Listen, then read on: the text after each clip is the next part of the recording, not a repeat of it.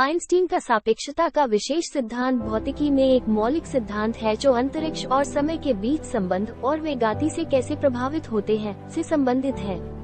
विशेष सापेक्षता के प्रमुख सिद्धांतों में से एक यह है कि निर्वात में प्रकाश की गति, जिसे c के रूप में दर्शाया जाता है, वह अधिकतम गति है जिस पर जानकारी या पदार्थ ब्रह्मांड में यात्रा कर सकते हैं।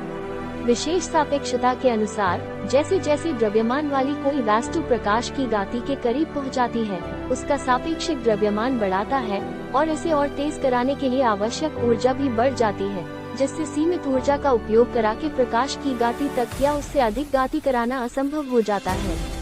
आइंस्टीन का सिद्धांत भविष्यवाणी कराता है कि जैसे जैसे द्रव्यमान वाली कोई वस्तु प्रकाश की गति के करीब पहुंचाती है, उसका सापेक्षिक द्रव्यमान असीम रूप से बड़ा हो जाता है और इसे और तेज कराने के लिए आवश्यक ऊर्जा की मात्रा भी अनंत हो जाती है।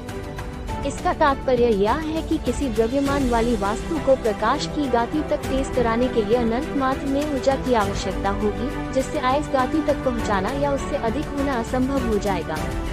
इसके अतिरिक्त जैसे जैसे किसी वस्तु का वेग प्रकाश की गति के करीब पहुंचाता है, समय और स्थान के बारे में उसकी धारणा आराम कर रहे पर्यवेक्षक के सापेक्ष बदल जाती है।